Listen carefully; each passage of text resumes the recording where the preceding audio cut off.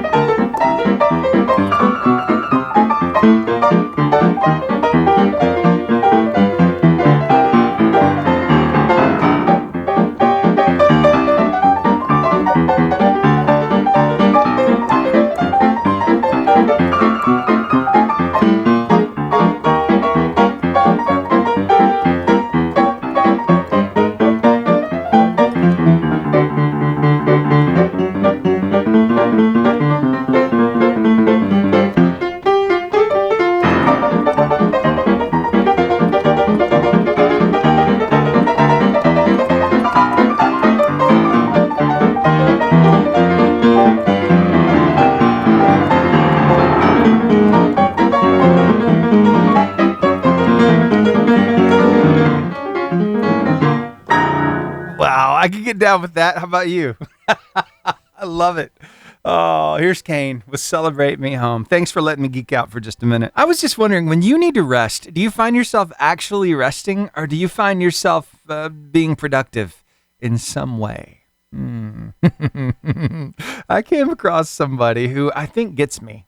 Yeah, and I wonder if he gets you too. His name is Ethan, and I'm going to let him share his little tidbit with you after Toby McIntosh Layton with Christmas Hits Different, right here on the Lifeline Morning Show. Don't go anywhere. This is going to be worth a listen. You might even chuckle like me. So last week, the pressure was on because, you see, it's one thing to keep your house clean and tidy and useful for yourself and your family to live in, right? But there's another type of clean that you want to achieve when you have company coming.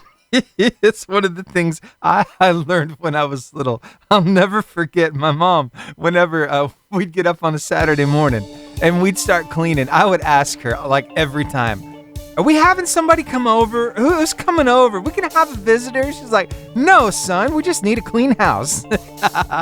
Anyway, well, we were having visitors come over during the weekend because, you see, our daughter Grace was turning 11 years old and she was going to have her first ever sleepover where she had 2 friends come over. And let me tell you, it was amazing here after the fact. I'll tell you more about that later on in the show, but let's talk a little bit about the preparation leading up to the kids coming and spending the night. There was laundry to be done. And there was dusting and vacuuming and organizing and all the things. It was dishes and oh my. Wow. It was a lot. But we tried to space it out and we tried to get it done. And sure enough, we did. We did a great job. And it was nice and tidy and presentable. So I'm very happy about that. And then, yes, we had a great weekend until the stomach bug hit. And that's, I'm coming in today. I've been off the past 2 days because I've been trying to get over that because I had it. And then it's like I passed it on to Cassie and she had it. And we were wondering last night if Grace had it because she was complaining about her stomach hurting. So hopefully everything's good and she's okay this morning. I'm waiting to hear from Cassie. But anyway. But even during the stomach bug, you know what? I find it really hard to sit still, to just veg out, to watch TV, to not worry about anything because I'm of a particular generation. And I don't know, I think it is a generational thing. For instance, let me just run down this with you real quick, okay? The different generations by year. So the silent generation, born from 1928 to 45. The boomers from 1946 to 64. Gen X from 1965 to 1980. Millennials from 1981 to 1996. Gen Z from 1997 to 2012. And then Gen Alpha, right? Born 2013 and up. Well, I am of the millennial sort, that generation, because I was born in 1982. And yes, I know millennial does not carry with it a great connotation. Nope, it does not. But it is what I am. And I think I found somebody who gets it. I found somebody who completely understands what it is to be a millennial. His name is Ethan. And he hit the nail on the head with this one. I just wanted him to share it with you too, to see if maybe you agree with this. Let's find out. I think I speak for all millennials when I say we're the generation that self-soothes with productivity instead of rest. Like, other people relax by sitting down. We relax by suddenly deciding to deep clean the microwave at 9:45 p.m. I'll be stressed, overwhelmed, one minor inconvenience away from shutting down, and my brain goes, let's reorganize the Tupperware drawer. Yeah, that'll fix everything. We don't rest. We just shuffle tasks around until the anxiety gets confused and leaves for a little bit. And what's wild is we don't even realize we're doing it anymore. Growing up, we were told to be busy, be useful, always be doing something. So now life gets a little heavy, and we cope by deep cleaning the baseboards, like someone's about to come by and check our work and grade us on it. What's crazy though is that it actually kind of works for 10-minute stretches at least, and then the stress creeps back in, and next thing you know, you're reorganizing the spice rack alphabetically. So yeah, we're not always trying to be productive. We're just trying to calm our brains a little bit so we can breathe for a second, because doing something feels safer than doing nothing. Right? I mean, come on. He's speaking my language right there. Is that you too? Do you find yourself self-soothing by doing stuff around the house? By feeling like you're being productive? It does help a little bit, for just a little while at least. I just had to pass that along. It's just something about the way we deal with stuff, I don't know how you deal with it. Maybe you're able to just veg out and chill and just sit there and, but I have a hard time. I feel like if I'm not being productive, I'm not bringing in any value. I don't know, maybe that's just a character flaw that I have. But anyway, I think it could be a generational thing. Anyway, thanks for hanging out with me here on the Lifeline Morning Show. I think we need some great music. So how about let's get some Winter Wonderland going. Then we'll get you Weather Word of Life and we'll be getting Wacky Word Wednesday on the car line competition cranked up here pretty soon as well. After Dominic the Donkey. That's a good one. I love it. I think of Chris Lawrence every time I play that song. Thank you, sir, for putting that on our radar. It's a big deal around here now because of you, my friend. All right. Hey, you know what? It's time to do a little something. You want to say it with me in 3, 2, 1. Give me the horn. All right. Now, I guess, after we do that, there's something else we have to do. What is that again? Oh, yeah, we got to crank that engine. So can you help me do that, too? Let's go ahead. Turn that key. Oh, yeah, it's a strong crank. And now, shall we hit the music so I can say, hey, everybody, it's time to play the car line competition. That's right, your chance to win some gift cards this morning. But how many, Stephen? Oh, 3. Yeah, 1 to Gunnersville Chick-fil-A, 1 to Albertville Home Bakery, 1 to the Caring Heart Thrift Store in Arab. How does it work, Stephen? Oh, you're new to this? Okay, well, I'm glad to tell you. So, it's a trivia game. Today's Wacky Word Wednesday, so we're going to talk about some very wacky words. You got to tell me what I'm looking for. And you know what happens then? You tell me the right answer. You win those 3 gift cards. You keep 1 and give the other 2 away. I'll even ask you, who are you going to give those to, so that you can share some love with them right here on the radio. Don't worry. Don't be nervous. I don't take the phone calls live. I don't put them live on the air. I edit them down and make you sound like a rock star on the radio. So with all that out of the way, remember you can only win 1 time a month. Are you ready? Ready to play my game? We'll put this number in your phone, 256-505-0885. Don't call me yet, but put the phone number there, 256-505-0885. So everybody is ready now? Everybody is ready. Okay, here we go. First question. And away we go. I'm a real word that sounds like something an elf would shout after dropping a stack of presents. But I actually describe old-fashioned expressions you might find in classic Christmas books. What word am I? A, gadzookery, B, gobbledygook, C, flapdoodle, or D, humbuggery? 256-505-0885 is the number to call. I love these Wacky Word Wednesdays. They're so much fun. Again, I'm a real word that sounds like something an elf would shout after dropping a stack of presents.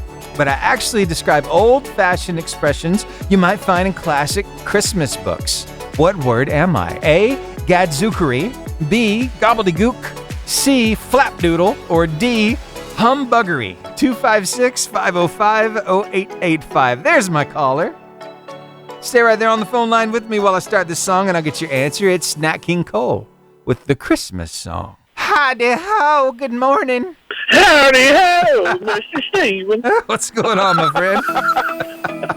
Not a whole lot, brother. How are you doing? I'm doing much better. I'm feeling good and having some fun here in the studio. So, That's awesome, brother. Amen. you like some wacky words? We're going to give it a shot. All right. It's my first time actually playing this one. So. All right, well, let's try it. I'm a real word that sounds like something an elf would shout after dropping a stack of presents. But I actually describe old-fashioned expressions you might find in classic Christmas books. What word am I? A, gadzookery, B, gobbledygook, C, flapdoodle, or D, humbuggery? I'm thinking D, humbuggery. Humbuggery. Is that your final answer?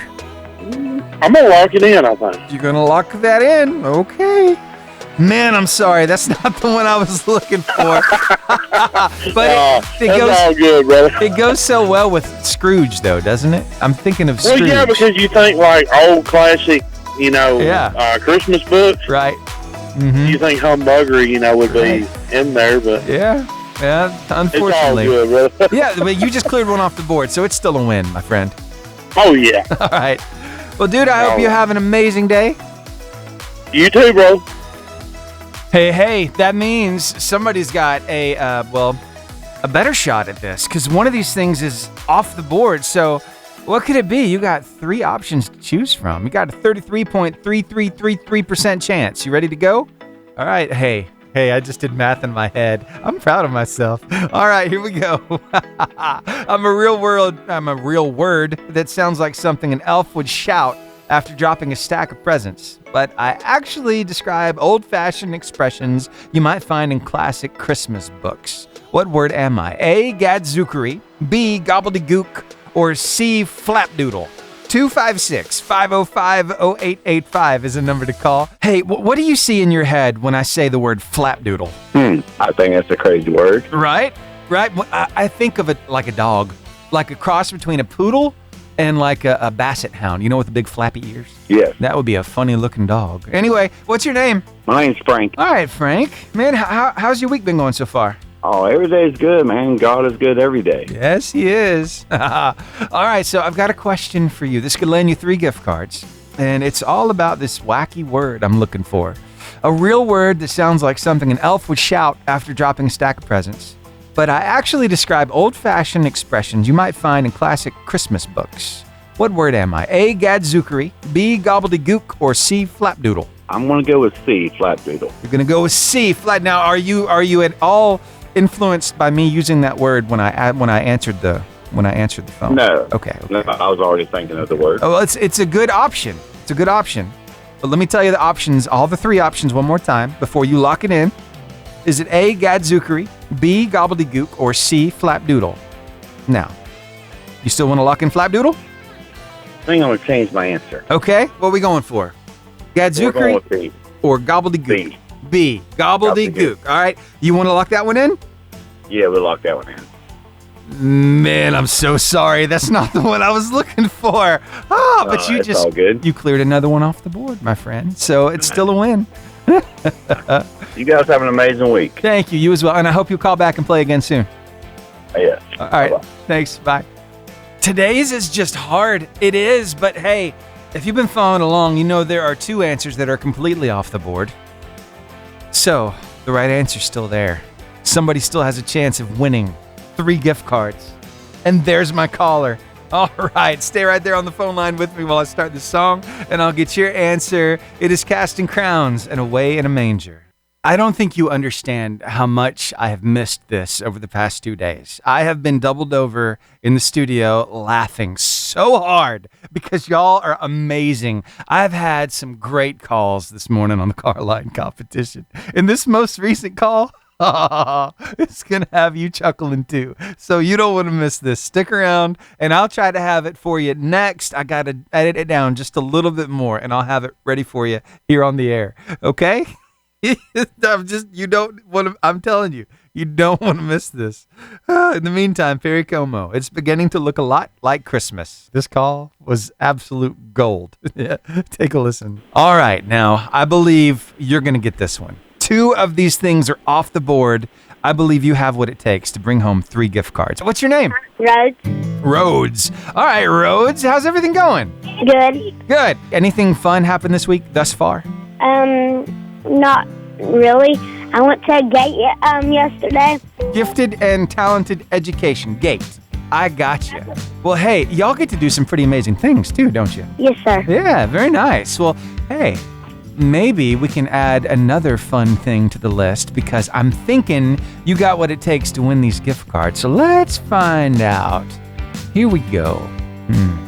I wonder if you know the answer to my question. I'm a real word that sounds like something an elf would shout after dropping a stack of presents. But I actually describe old-fashioned expressions you might find in classic Christmas books. What word am I? A, gadzookery, or C, flapdoodle? A, gadzookery. A, gadzookery is correct! Congratulations to you! You just won 3 gift cards. What do you think about that? Good. Good, I'm glad. All right, so that's 1 to keep, 2 to give away. Can you tell me about 2 very special people going to be getting a gift card? I want to give one to my cousin. Her name is Emmy. Okay. And one to my older brother. Actually, my older brother's already got 2, maybe 3. I don't know. So I'm gonna give one to my little brother. Okay, to your little brother. All right, what's his name? Jack. Jack. How old is Jack? 4. Oh, wow. What do we love about Jack? I don't know. You're still learning what to love about him, huh? There's so much. And so much not. This morning he frowned at me and tried to hit me. Oh, my. He's got a bit of an attitude today, but, he's 4. It's expected. It's brotherly love at our house all the time. Oh, yeah. Yeah, I grew up with a little brother. I know that brotherly love all too well. It hurts sometimes. All right, so... It hurts all the time. You are so good, my friend, and you're so right. All right, you said your cousin first. Now, what do we love? You said Emmy, right? Yes, sir. Okay. What do we love about Emmy? She's always there for me. She always, well, for starters, she doesn't punch me like my brothers.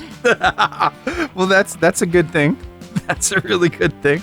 All right, so she hasn't punched you, and anything else? She's really nice. Aww. Kind. That's so sweet. That's good. Rhodes, you rock. I hope you have a great day at school, and thank you for calling me and playing my game. Now, what school would you like to shout out? Cherokee Elementary. All right, very good. Well, I got it down. Thank you so much for calling me up, playing my game. Let me ask you one more question. Rhodes, what do you hope to get for Christmas? An electric scooter. An electric scooter. Oh, yeah. Those things can go pretty fast, can't they? Yes, sir. Now, what kind of things would you do on an electric scooter?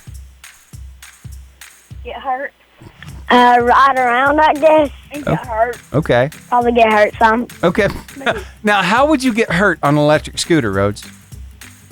Falling off if I went too fast. Falling off if you went too Crashing fast. into a mailbox.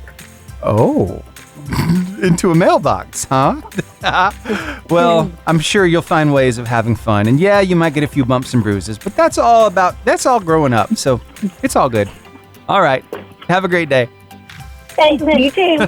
All right. Bye.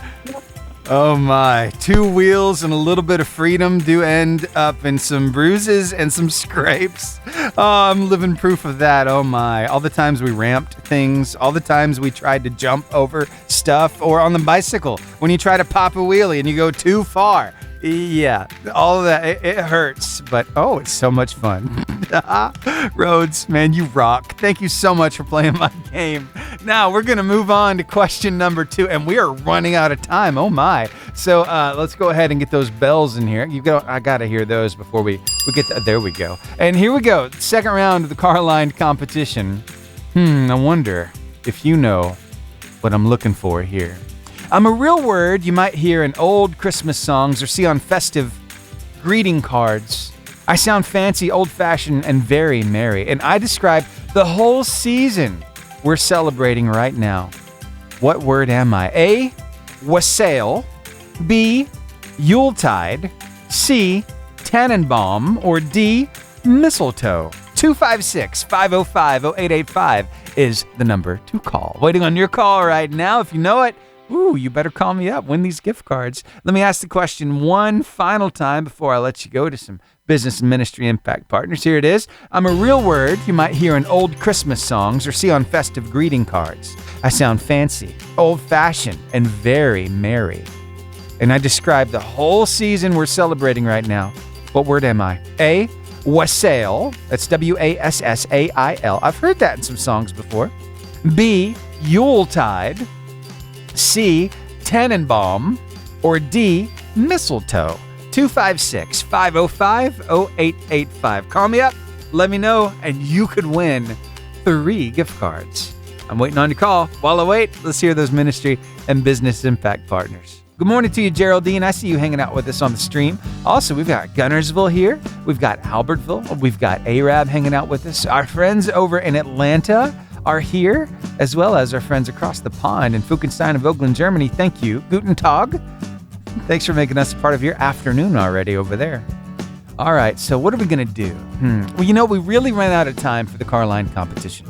I didn't have any calls on that last question, so I think we're just going to put a pin in it right there, and we'll hold it until tomorrow. We'll start fresh with 2 brand new rounds on Thursdays are 3-clue Thursdays, so we'll do that tomorrow. But we'll bring it to an end this morning. That first question was a doozy, though, wasn't it? Oh, and just in case you were wondering what those other terms meant, because there were quite a few guesses. Well, this whole deal about gadzookery is the use of archaic or periodic specific words and expressions, especially when overdone, most often found in historical novels. You can find that sometimes in, old Christmas books. How about flapdoodle? That is basic nonsense. That's what it means. I looked it up in the dictionary. Nonsense. How about gobbledygook? Well, that is language that is meaningless or is made unintelligible by excessive use of abstruse technical terms or nonsense. So there you go. That's the reason why the answer was gadzookery. And that's where you get the word gadzooks from, by the way. Now you know the rest of the story. Sorry, I had to do that. Every time I say now you know, it's just, I used to listen to him on the radio. He was such a cool guy. Anyway, do you remember who I'm talking about? Yeah? Oh, it was so good, wasn't it? The rest of the story. Yeah, Paul Harvey really had a way of telling a story. Somebody I really look up to in this profession, even though he's no longer with us. All right, more great music headed your way. Let's see. How about some Riley Clemens with Come Adore Him right here, right now on the Lifeline Morning Show. This is Pastor Larry Walls with your Drive Time Devotion. Cheryl continued to complain that she didn't make enough money. She couldn't afford the things that she really wanted, and that she never was going to amount to anything. A counselor once told her that she was throwing her energy away by complaining instead of using that same energy to get ahead. But Cheryl countered with her statement, "You just don't understand. I'm not the problem, the job is." Well, the counselor said to her, "Your low-paying job may be a problem and your boss may be demanding too much, but if you're continually that upset, you yourself are causing more harm than either the job or the boss. You can't control your boss and you can't control the job, but you can control how you feel about them both. You need to change your attitude," he said. Well, Cheryl decided to take the counselor's advice.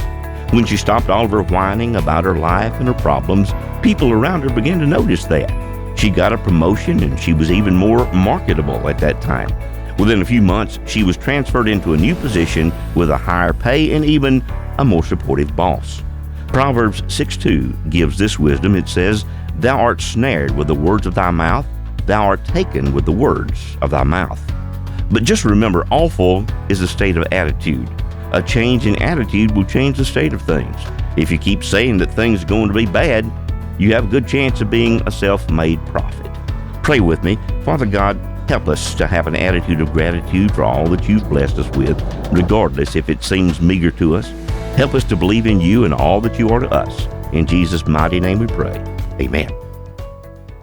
How about some more great music? Of course, we got some great stuff lined up for you. And we do have some fun stuff to talk about. In fact, we're going to dig a little deeper into the music, a particular song that you may not know the origin of that is going to absolutely blow your mind and how it got its start. and what it has been through over the decades since it was written. It still gets me. I know it's going to get you. So don't go anywhere. It's coming up at the top of the 8 o'clock hour. You have got to hear it. Okay? But in the meantime, the Carpenters. Have yourself a merry little Christmas. A gift, an invitation, a carriage ride, a friend, a war, a transformation. Wow. This thing, I'm telling you, it is packed full. I hope you're ready for it, because you're about to find out the origin of Oh Holy Night. You ready for this? Here we go. The story starts in the mid-1800s, way back in the mid-1800s, in this small little village, a small little town in France, not far from Paris. It starts with this guy. He was a wine merchant. His name is Placide Cappeau. I don't speak French, so I don't know if that's how his name is pronounced. But Cappeau is this guy. He's a wine merchant. He's known for being kind of wild. He's not a churchy guy. He's not a religious guy. He's not really a follower of Jesus at all. He has no really devotion to God at all. He's known to be kind of the wild and crazy guy. But at this time, his local church was undergoing this huge renovation. And they were renovating in a beautiful way. They're bringing this organ, and it was this huge thing for the whole region, for that town and the surrounding towns. And so the local priest, he wanted to invite Cappeau to church. He wanted to get him connected in church and hopefully to spark something in him. And so he invites, like, you got to come to the dedication. You got to come to the dedication. And Cappeau, he's like, I'm not a church guy. I don't want anything to, not really. No, thank you. But the priest realized that Cappeau was a great poet, that he had this incredible skill for writing beautiful poetry. And he saw that in him and he said, will you compose a poem to recite at the dedication?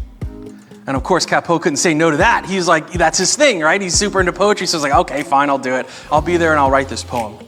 But it's funny because as he tried to compose it, as he tried to write it, and he's trying to get it all together, nothing was coming to him, right? He himself was not a religious person. He had no living faith himself, so nothing was coming to him. Until one night, he's in a stagecoach on his way to Paris to meet his friend. It's in the middle of the night, and Cappeau's sitting there reading Luke chapter 2, the birth of Christ. And he just has this moment. I mean, you can almost kind of visualize it, right? The middle of the night, no clouds in the sky, this bright, glowing moon. You know, the air's cold and crisp, and you can see your breath, the nostrils out of the horses, and he's in this stagecoach, and he's bundled up, and he's looking over, probably trying to use the moonlight to read the birth of Christ in Luke chapter 2. And he has this moment. He has this encounter with the living God. The Holy Spirit stirs something in him like never before, and he's overcome, and he has this transformative experience. And in that moment, he just begins to write down what he's experiencing, and he's writing down what he's feeling, and he's writing down what he's thinking.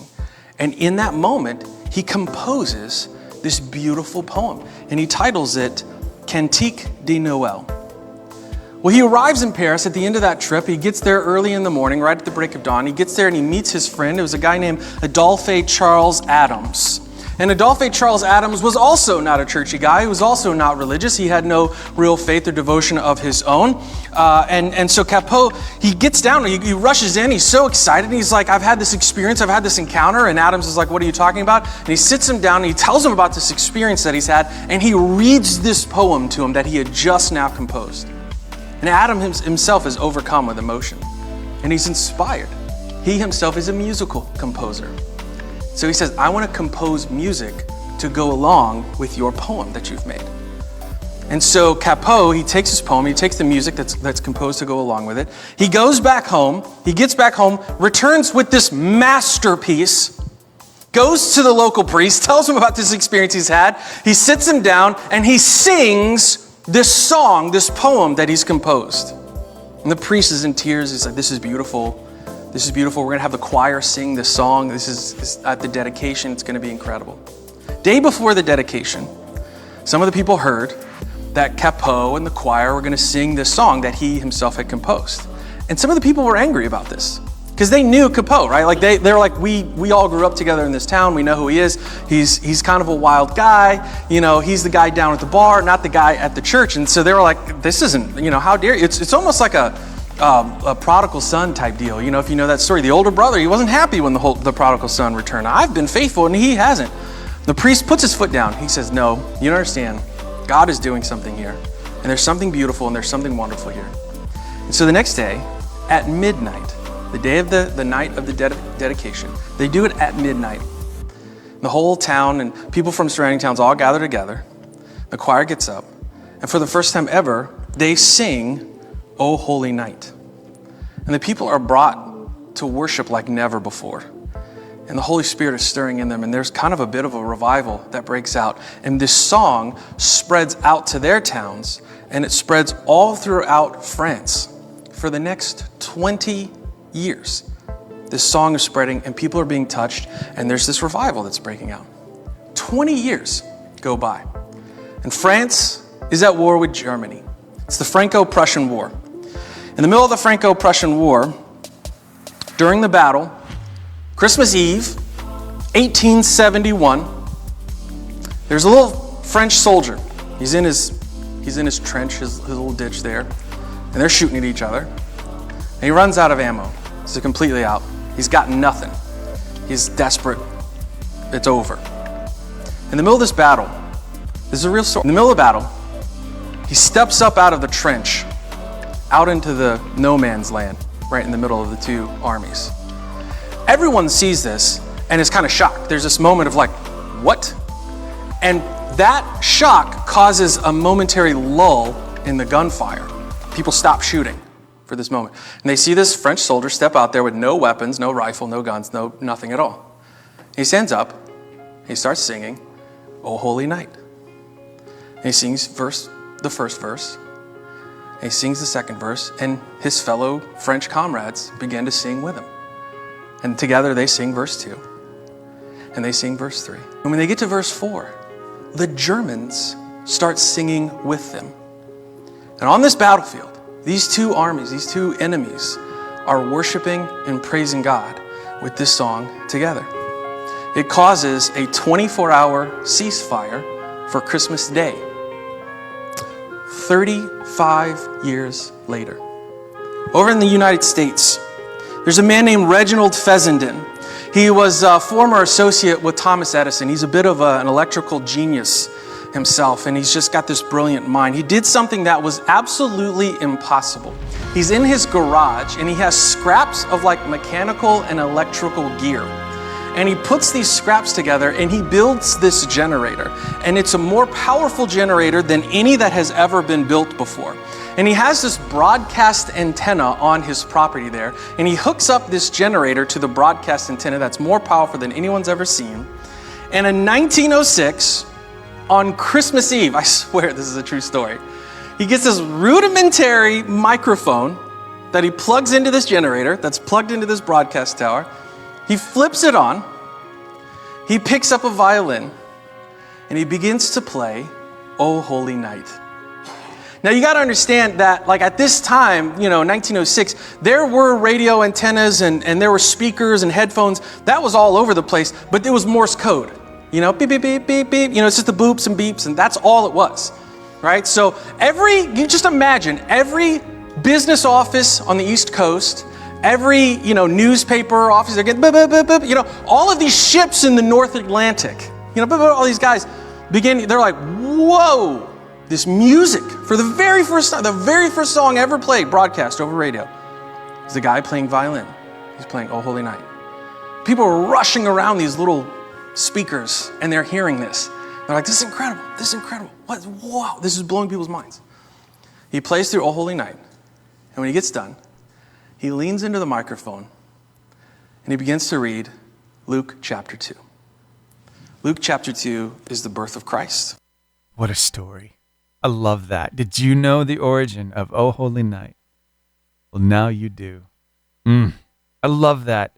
It brought a war to peace for 24 hours. Think about that. Think about that. When your strength runs out, God's strength steps in. The guy was out of ammo. He started singing. He got up between the trenches. And other people started joining in. The guns were put down. Everybody joined together, unified. That's power. That's God's strength. That's amazing. Here's Celine Dion to sing that song. Thanks for hanging out with me here on the Lifeline Morning Show.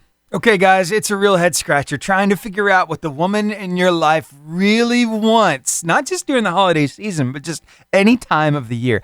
I think I found an answer for you, and I'm going to have to try this out too. I'm just saying I'll share specifically what I'm talking about next. Don't go anywhere. Here's Jeremy Camp. Hark, the herald angels sing. Yes, even after 18 years of wedded bliss, I have not figured out how to read my wife's mind. I have tried, believe me, and it gets me in trouble sometimes when I don't know what she wants. So, fellas, I'm here to help you. Here is what I believe your woman might actually want. And it's not just a Christmas thing. This is a any day kind of thing. Ladies, maybe you could chime in. Tell me if maybe this is what you want. I don't know how to explain it to a man. My husband's like, what do you want to do today? I'll tell you what I want to do, but you're going to have questions. You're going to have questions. It's not going to make sense to you. What I want to do is I want to get in the car. I want to go get a beverage. I don't care if it's an iced coffee. I don't care if it's a crispy Coke from McDonald's. I'll be happy either way. Then I want to drive to a store. What store? Don't care. It could be Farm and Home, Tractor Supply, a thrift store, TJ Maxx, Bell's, Old Navy, Carter's, Little Baby store. I don't care. I just want to go in. I want to look around. I want to dilly-dally. That's what I want to do. What do you need in there? Probably nothing. But I want to go in. I want to walk around. I want to pick things up and I want to show them to you. Look how cute this is. Oh my gosh, look how expensive this is. Look how cool this is. Wouldn't this look good here? I just want to make comments. I want to chat. I want to walk around in a weird little path in circles all over the store for like an hour or so. And then I want to leave, possibly with nothing in hand. But trust me, my cup will runneth over. I will be happy. I will be fully satisfied, even if I don't have anything. Because I dilly-dallied and had a great day. Ladies, are we on to something here? Is that what you really want? Hey, I need your help because we're trying to help all the guys out right now, okay? So if you would, reach out to me and let me know what makes you have an amazing day. What can us guys do to help you have an amazing day? Text me, 256-967-0885, or call me. I'd love to hear your voice, 256-505-0885. I really want you to chime in on this. If you will, please, I'd greatly appreciate it. So text 256-967-0885 or call 256-505-0885. I look forward to hearing from you. I just got a message from a guy who had a little something to say about that last audio clip that I played. And I'm trying to help him out because I understand the thought behind what he's trying to get across to me. It's just the words that he used. I think they need to be softened just a little bit. So I'm working on that. And we'll talk more about it coming up here in the next few minutes. You might chuckle a little bit. Guys, you need to be paying attention here because sometimes it's not exactly what you say, but how you say it that makes the biggest difference. See, I'm being strategic here. All right. So let me get back to some music. I'll go work a little bit. I'll be back and we'll talk more about it. Sound good? All right. Thanks for being here. Again, you can text me 256-967-0885 or call 256-505-0885. And thank you in advance. I got his permission, so I'm just going to come out and say it. Michael Kelly reached out to me after I played that clip of the lady saying she just wants to go, maybe get a crispy beverage, maybe even go to like Starbucks, grab a drink, go to a store, just shop for about an hour, go around the store, pick things up, but she's not going alone. No, her man is coming with her, and that's going to make a great day. She says, my cup runneth over on a day like that. So we're trying to unpack this a little bit because us guys, we need to know how to make your day a little bit better. So Michael, well, he came out with something, and he said, it's okay. You can tell people it's me. People know I'm a little blunt anyway. Michael, surely not you. But, oh, man. You know what he said about that? You know what he said about that whole comment? He said this. That's one way to say I just want to be completely unproductive. Well, and I said to him, I responded back, and I got to cover myself here because I responded back. I said, "Wow, you have to word it differently." So I'll work on it for you. So I'm currently working on how we can make that comment a little gentler. And so I'm looking at a few strategies. But ladies, how are we feeling about that comment? Do you think it is just a complete waste of time? That it's being unproductive? That you just, ooh. I mean, I'm sure you have a strong opinion on that. So let me know. Text me 256-967-0885 or call 256-505-0885 and let's discuss this one. Now let's get to the bottom of this because us guys really want to know what's going to make you happy. Oh, and I got another response that is so good from one of you ladies. And I can't wait to share that with you. So don't go anywhere.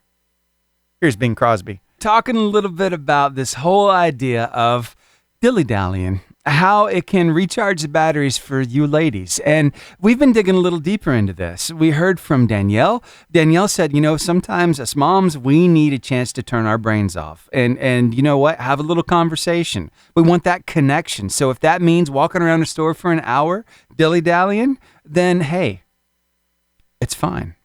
Yeah. You know what? I've never thought of it like that before. And then Danette just called me up and she had something to share with me as well. She's like, we have to shut our brains off from time to time. We have to. So if you guys want some brownie points, here's how you get them. You take us and we just waste some time together because we just need that opportunity. She said we need to shut our brains off. We need to turn off sometimes. And that's how you can score those points. So guys, sometimes it's going to look unproductive, but that's exactly what the woman in your life needs. So, here's the deal. Here's something maybe we could work on. Because if you're anything like me, well, maybe you're not so good at planning things ahead of time. Maybe this is what we need to do. Maybe we need a date night. Maybe we need to plan a date night. Go ahead and take care of childcare. Make sure that's all taken care of. I don't know if you're reaching out to your mom, to her mom, to somebody, to a babysitter, whoever it is. Let the kids go spend some time somewhere else. Bring somebody in to take care of them, but spend some time with your wife. Go and, hey, just kind of let her set the schedule. But here's the deal. When we do that, when we let her set the schedule and we show up without a plan, then that can backfire as well. Because if we haven't thought well enough into this, that we haven't planned the night, then that can turn out bad. So maybe having a plan, having a blueprint in place. And when she asks, hey, what are we doing tonight? And so you say, well, I've got some stuff I thought maybe we could do, but I'm open to any suggestions. I've got some stuff prepared, but if you want to do something else, we can totally do that. So you keep it kind of open-ended. That can be a really good thing too. But just letting her shut her brain off for a little while, I think that's going to make a big difference. Yeah. Danette, thank you so much. And she said, you know what? Going out, spending some time like that is a lot cheaper than therapy. Wow. You're right. It really is. So, guys, think maybe we can rise to the occasion here? Think maybe we can work on this? I'll be doing it too, okay? But hey, we're still talking about it. You want to reach out, ladies? Tell us what makes your day. What makes it a productive, or maybe not even a productive, what makes it a good day? What makes your day better that us guys can do for you? Okay? Call me up, 256-505-0885 or text 256-967-0885. And thank you. Happy wife, happy life is so true. That's what we're talking about this morning. What makes you ladies happy? What us guys can do for you. Now, I shared a story, and if you did not hear this, you're going to have to hear the whole thing on the podcast. It comes out at 11 o'clock this morning. You can find it across 5 platforms. Type in Lifeline Morning Show Podcast on Spotify, Apple, iHeartRadio, Amazon Music, and YouTube Podcast. You can find all 5 locations. But I shared a little clip with you of a lady who said, hey, what makes me have a great day is going and getting like a crispy beverage like a Coca-Cola and go into a store. Don't care where it is. It could be Tractor Supply. It could be Carter's. It could be Old Navy. It could be basically anywhere, right? Just going with her man, walking around the store for about an hour, dilly-dallying, looking at stuff, picking it up, showing him, talking about it, and then maybe leaving without anything in hand. She says, that makes my day. I feel fulfilled. That fills my cup, she says. So we've been trying to understand this, and I had a pretty pointed comment from Michael Kelly, who said that just is another way of saying I want to be unproductive.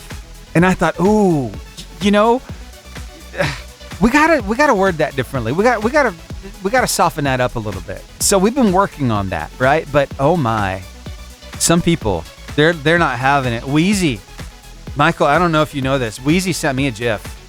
She said this is what Michael needs. It's a GIF of a guy smacking another guy in the back of the head. So, man, y'all are amazing. You know, we're a big family. We pick on each other around here, and that's always a lot of fun. But I got to tell you this, too. I heard back from Michael. He said, well, she did say walking in circles and not buying anything, just picking stuff up and putting it back down. If you're going shopping with some kind of purpose, I'm all for that. So he was kind of doubling down there.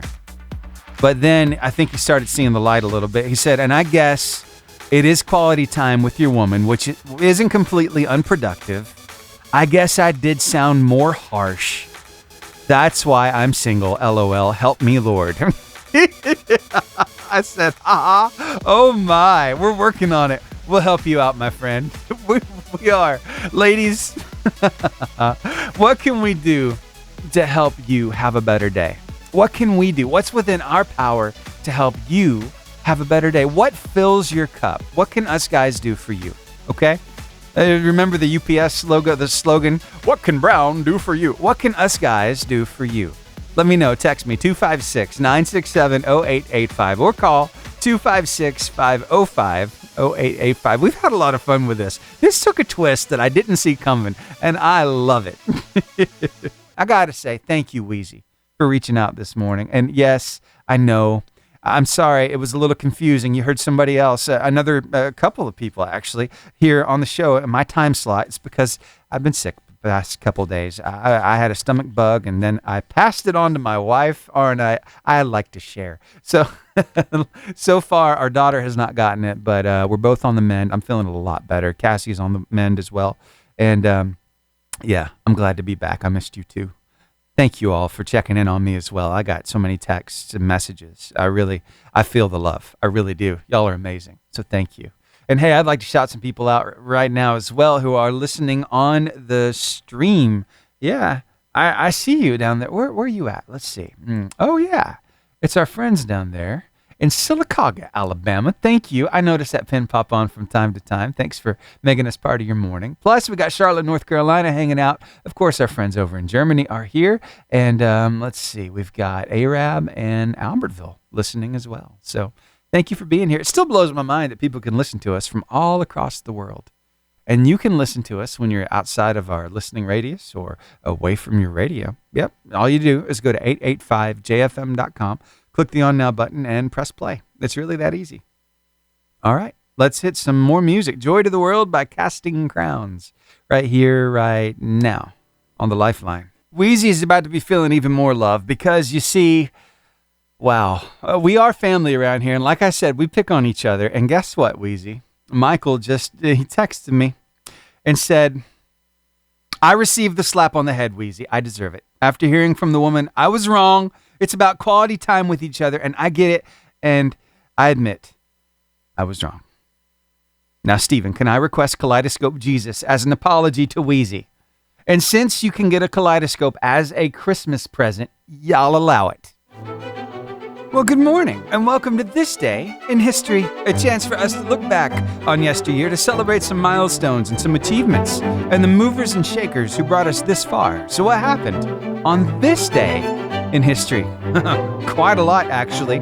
You know, usually I catch us up, especially like on a Monday, but since I've been out Monday and Tuesday, I think we'll just stick to today, because I don't want to go too long. So, you ready? All right, let's do this.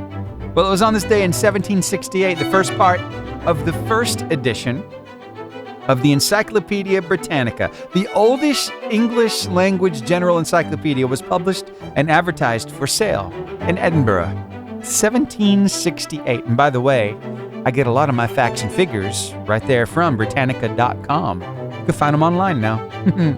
Also, in 1815, Ada Lovelace was born in London, England. Now, who is Ada Lovelace? Well, she's often considered the first computer programmer. But you're like, Stephen, she was born in 1815. How do you gather first computer programmer? Here's the deal. She's called that because she wrote the first algorithm intended for a machine. Charles Babbage's analytical engine in the 1840s, and crucially recognized the machine's potential beyond just number crunching to manipulate symbols and create music and art, a visionary leap for modern computing. Her published notes detailed a step-by-step process, an algorithm to calculate Bernoulli numbers, effectively demonstrating machine code long before actual computers existed. She was a visionary, ahead of her time. Ada Lovelace. It was on this day in 1851, Melvin Dewey was born. You're like, Dewey, I think I know that.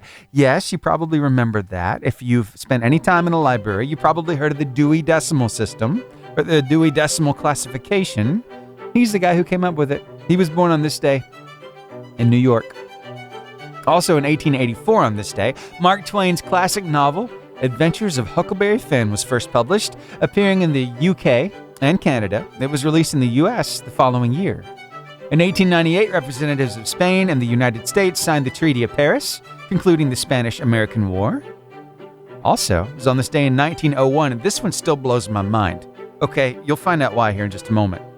The first Nobel Prizes were distributed, marking the 5th anniversary of the death of Alfred Nobel, the Swedish industrialist and inventor of dynamite who founded and endowed the awards through his will.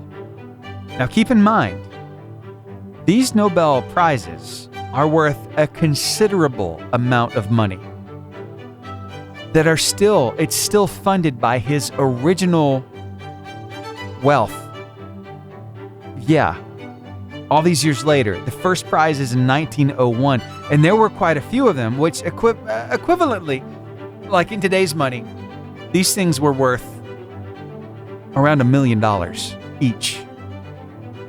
And there was one given out for physics, for chemistry, for physiology and medicine, for literature, for peace. Isn't that crazy? That's a lot of money. From 1901 all the way through 2025. That fortune, it must be pretty deep. I'm just saying. So, the first Nobel Prizes awarded on this day in history. Also, got a celebrity birthday to speak of. Bobby Flay. You know him from the Food Network. Yeah, that guy who's really good in the kitchen. Have you seen any of his shows? Pretty cool guy. Born on this day in 1964. And then in literary history, Emily Dickinson was born on this day in 1830. Maybe you've read some of her works as well. And there you have it. That's this day in history. Time for me to bring the music down, close the book, and remind you of this simple truth. There are many facts and figures written throughout this book, excerpts of people's lives and how they impacted the world and the culture around them, how they indeed made history. And think of it. What if your good history were written in a book like this? How would that make you feel? Humbled? Right? Honored? I know. It'd probably even put a smile on your face. I hope that for you. That your good history is written in a book like this. But can I tell you, even if it's not, I know where it is being written every single day. It's on the hearts and in the minds of every person you come in contact with and how you make them feel. So, I wonder if maybe you could take a challenge with me I like to take every day about this time. It's simply this. And I say simply, but it's a little more complicated. I'll explain. The simple idea is let's resolve to make good history today. So that when others think of us, they get a smile on their face, a little extra warmth in their heart. That they feel better having just been around us. Now, we can resolve to do that, but it's going to take, and this is the complicated part, a lot of effort. It's going to take some time.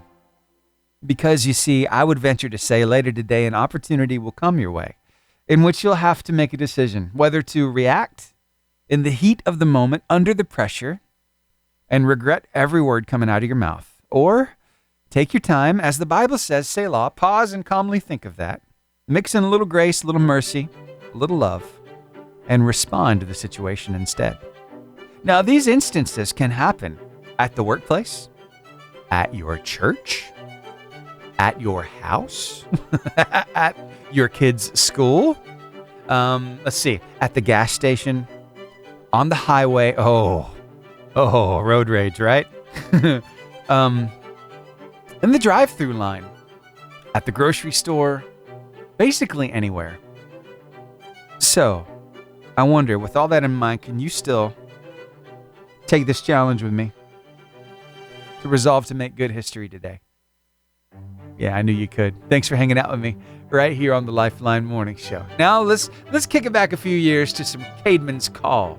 It came upon a midnight clear. Well, it's that time in the morning for us to check in with a really good friend of ours. His name is Brian Trent. He's from Hampton, South Carolina, where he pastors the Lighthouse Church. He and his family are all across the socials under this handle, Trent Tribe. That's how you can find him for yourself. And we are in the middle of a study with him right now, a little series of sorts called This is Jesus. And today is day 24. Take a listen to this. I think you're going to love it. Jesus stepped into those loops, not as a therapist with a theory, but as a savior with authority. So maybe you've experienced some trauma in your life. Listen, I get it because I did as a child. The problem is that trauma continued to traumatize me well after it happened to me. So I was stuck in a place where I relived the trauma each day. It's something that psychologists refer to as trauma looping. You know, many times in life, pain doesn't just happen to us. It replays in us over and over and over. It loops like a broken record. Life changes, but I continue the same old loop, the same old pattern. People come and people go, but I continue to relive my trauma through it all. You know, maybe that sounds familiar to you today, and it's impacting your mental health, your relationships, your financial well-being, your entire life. It's like you're stuck in the same fears, the same reactions, the same lies, and the same triggers. It's a vicious cycle that feels unstoppable to you. But can I share some good news with you? Let me tell you what broke that cycle for me. See, I had no idea when I first came to know Jesus that I had also met the one that was going to break the cycle of trauma in my life. I thought it was just about eternity. I didn't realize it was also about the here and now. Jesus stepped into those loops, not as a therapist with a theory, but as a savior with authority. You see, trauma loops often repeat one message. You're still that same broken person. But Jesus steps into the path of that vicious cycle, and he says, if the Son sets you free, then you are free indeed. He counters the old narrative with a new identity. So where your emotions spiral, he speaks, peace, be still. Where your memories replay the same scene, he inserts his presence into the middle of it. And Jesus doesn't just wait for your mind to quiet down. He steps into the chaos and he brings calm into the noise. He doesn't just get in the way of the cycle though. He gets in the way and begins to rewire your mind and your entire story. But see, breaking a cycle doesn't always feel instant. Sometimes freedom comes step by step. A new thought, a new response, a new breath. But every step with Jesus is a step out of the old pattern. He will interrupt your trauma today because he whom the Son sets free is free indeed. Love you. That's good, isn't it? Trauma looping. Have you ever heard of that before? Yeah, I've lived that one myself a little bit. It's not a fun place to be, but thank you, Jesus. When you set me free, I became free indeed. Did it take me a while to get free? Actually, you know what? It didn't, because I was free. It took me a while to realize that I was free, but once I did, there's no going back. You know what I mean? Hey, if that spoke to you, I'm so glad you were here to hear it. You know what? Maybe you know somebody who needs to hear that too. Well, you know what? You could share it with them. Again, you can find Brian across the socials under this handle, Trent Tribe, TrentTribe. And, you know, I love playing his content right here on the Lifeline. We'll do it again tomorrow about the same time. Sound good? All right. Well, hey, I got a request here for a Christmas song by Home Free. It's Oh Holy Night, and it was Richard Udi who wanted to hear it. So, yeah, I think I can play that for you, sir. And hey, if you have a request, why don't you text me 256-967-0885 or call 256-505-0885. Here you go, Richard. Hope you enjoy it, sir. Let's talk about your word of life. That might warm you up. 2 Corinthians chapter 12, verse 9 in the New Living Translation of the Bible says, each time he said, my grace is all you need. My power works best in weakness. So now I'm glad to boast about my weaknesses so that the power of Christ can work through me. Oh, that's good. That's worth sharing. So why don't you? We've got it ready for you in photo and video form across our socials, Facebook, Instagram, YouTube, X, and TikTok. And it's always there at the top of our website, 885jfm.com. And you know what? I'm so blessed because when I read verses like that and I see that word grace pop up, you know what? I automatically think of my daughter, Grace. And I told you earlier on in the show, I'd be telling you a little bit about how her birthday weekend went. It was an absolute blast. We had so much fun. It was her first time ever having two friends over to spend the night at the same time. So it was cool. We also took the kids out. We had a group of 5 kids all together. And me and Cassie, for a grand total of 7, we took them to Coleman, to Pizza Hut, and the people at Pizza Hut in Coleman were so nice to us. They have this small area where you can eat in the restaurant. They don't have the jukebox there, but it's okay. I remember the jukebox at the old one. But anyway, this is a new one. And they found out it was Grace's birthday. You know what? They made her a brownie for the whole table. Yeah, absolutely free. It was so nice of them. And we took them out to go skating at Sports World Skate Center. It's a really nice skating rink, by the way, over in Vinemont, not too far away. We had a blast, and let me tell you, those kids, if they didn't know how to skate, they weren't giving up. It was a lot of fun watching them, and they had an absolute blast. We skated, played a little bit in the arcade, and then went back to the house. And having a truck full of kids, that was a blast in and of itself. All the things that were said, the songs that were sung, it was a lot of fun. And so my little girl, she is now 11 years old. She is a tweenager, right? She's between the 10 and 13, so she's a tween now.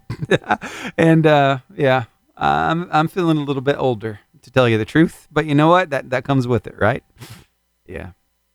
Now, I'm not looking forward to the dating age. Not quite yet. I got a little time. But anyway, just the moral of that story. The weekend was amazing. She had a great time, and I'm one happy dad. All right, let me play a song. I'll come back, and we'll close the show out with your inspiring quote. Sound good? All right, let's get some Bing Crosby in here with White Christmas. Well, the time has come for me to bid you adieu. But before I do, I'd like to share with you an inspiring quote. In fact, some might say it's the most inspiring quote of the day. From Corrie ten Boom. You can never learn that Christ is all you need until Christ is all you have. And isn't that true? Because it's often in the moments when you feel the most worn down, the most overwhelmed, the most stretched, that you discover God isn't distant at all. Nope, He's right there, closer than the breath in your lungs, stronger than the weight that you're carrying. That's why Paul wrote 2 Corinthians 12:9, where he said, my grace is all you need, my power works best in weakness. So today, if you feel weak, if you feel like you're pushing through on fumes, if you feel like there's more coming at you than there is strength inside of you, I want you to hear this. You don't have to be strong today because God already is. You're not walking into this Wednesday alone. His grace, His strength, His presence are going with you. So lift your head, take a breath, and step into the rest of your day with confidence. Not because you've got it all together, but because He's holding you together. Thanks so much for spending your morning with me. Hey, if today encouraged you, today's podcast will be ready to go at 11 a.m. across 5 platforms: Spotify, Apple, iHeartRadio, Amazon Music, and YouTube Podcast. You could even share it with somebody who needs some encouragement. You know what? That word of life is ready for you to share as well. So, hey, why don't you share it with somebody who needs a lift? You never know whose day might change because of a little hope. And I'll meet you right back here tomorrow morning. Until then, remember this: God's strength shines bright, right where you feel the weakest. So walk in that grace today. I'll see you back here tomorrow on the Lifeline Morning Show. Have a great rest of your day. And before I let you go here on the podcast, I just wanted to chime in and say, you know what? Wheezy was very appreciative of that requested song. She said this: "Oh, Michael, thank you. You're a good guy. Merry Christmas." I love this give and take that goes on the show. Oh, it's so good. And by the way, I might be playing matchmaker in the background because, Michael, he's single. We heard from a single lady on the text as well. So could there be a little love to develop there? Well, I'm going to kind of try to set them up on Facebook and see where it goes. If anything happens with that, I'll let you know. Okay? Sound good? I'll see y'all later.